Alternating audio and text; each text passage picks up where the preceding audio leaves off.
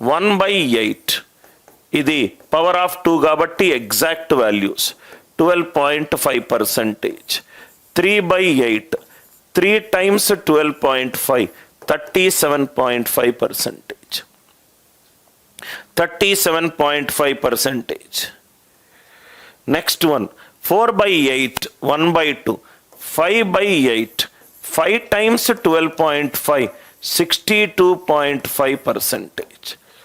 5 times 12.5 62. ఇవన్నీ exact values. 7/8 అంటే 1 minus 1/8. 1 ఏమో 100%, 1/8 ఏమో 12.5%. 100 minus 12.5 అది 87.5%. 1/8 అంటే 12.5%. 3/8 అవుతే రైట్ 3 into 3 times 12.5 37.5. 4/8 అవుతే 1/2. 5/8 అవుతే 5 times 12.5 62.5. 7/8 అవుతే 1 minus 1/8. 1 అంటే 100%, 1/8 ఉంటే 12.5%, 87.5. ఇది ఈ స్లైడ్ చాలా ఇంపార్టెంట్. చూడండి సార్. 1/9 2/9 సేమ్ స్ట్రక్చర్లో రాసుకోండి sir. 3/9 and so on up to 8/9. 1/11 2/11 3/11 and so on up to 10/11 and so on up to 10/11. 1/9 2/9 3/9 and so on up to 8/9. 1/11 2/11 and so on up to 10/11. 9/11 గుర్తుపెట్టుకోండి. USA emergency number is 911. USA emergency number is 911. Denominator కనుక 9 ఉంటే న్యూమరేటర్ని 11 తోటి multiply చేయండి, 2 సార్లు రాయండి. 2/9 2 times 11 which is 22.22. 3 times 11 which is 33.33. 4/9 4 times 11 which is 44.44. 8 times 11 88.88. 88.88. 1/9 is 1 time 11 11.11. 2/9 is 2 times 11 22.22. 3/9 is 3 times 11 33.33. 4 times 11 44.44. 8 times 11 it is 88.88. Denominator 9 ఉంటే న్యూమరేటర్ని 11 తోటి multiply చేయండి, 2 సార్లు రాయండి. 4/9 అవుతే 4 times 11 is 44.44. 7/9 అవుతే 7 times 11 is 77.77. దీని రివర్స్ కూడా ట్రూ. డినామినేటర్ 11 అవుతే న్యూమరేటర్ 9తో మల్టిప్లై చేయండి, 2 సార్లు రాయండి. 2 times 9 అవుతే 18.18. 3 times 9 అవుతే 27.27. 10 times 9 అవుతే 90.90. 10 times 9 అవుతే 90.90. 1/11 ఈజ్ డినామినేటర్ 11 ఉంటే న్యూమరేటర్ని 9తో మల్టిప్లై చేయండి, 2 సార్లు రాయండి. 9 2 డిజిట్ నంబర్లో ఎలా రాస్తాం? 09.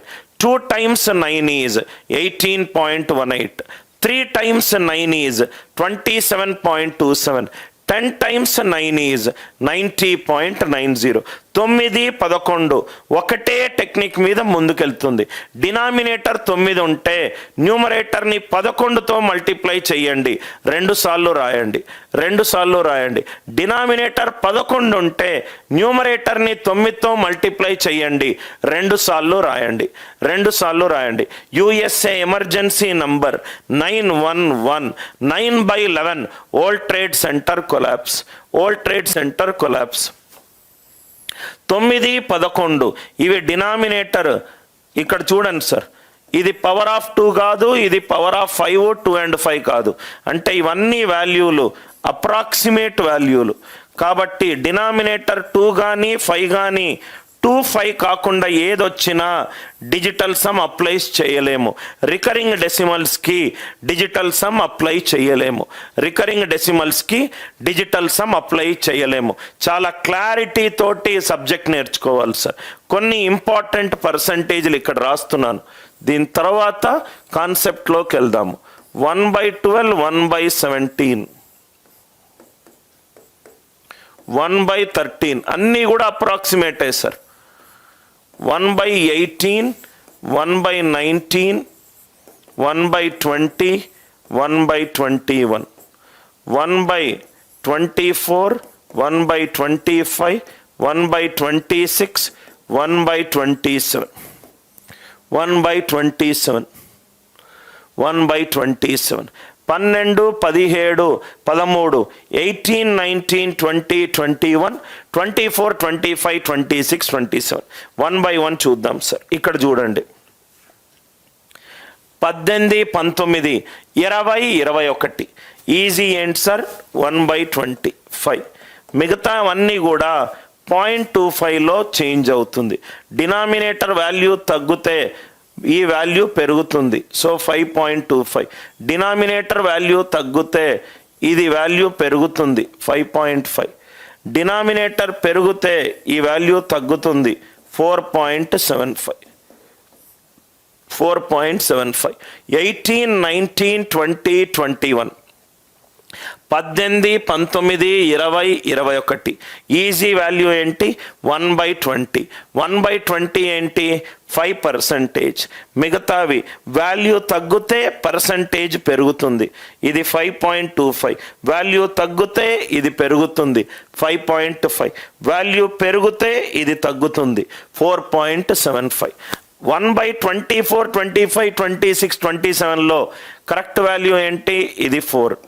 వాల్యూ తగ్గితే ఇది 0.15 పెరుగుతుంది. అన్నీ అప్రాక్సిమేటే కదా సార్, రైట్? ఇది వాల్యూ పెరిగితే ఇది 0.15 తగ్గుతుంది, ఇది 0.15 తగ్గుతుంది. 24, 25, 26, 27 ఇదేమో 0.15 డిఫరెన్స్లో ఉంది. 18, 19, 20, 21 ఇదేమో ±0.25 డిఫరెన్స్లో ఉంది. ±0.25 డిఫరెన్స్లో ఉంది.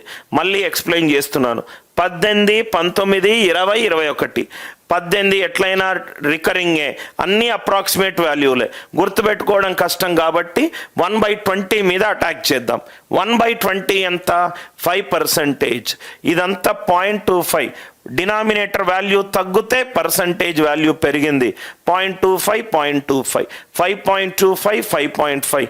ఇదేమో 4.75. 24, 25, 26, 27. 1/25 ఏమో 4%.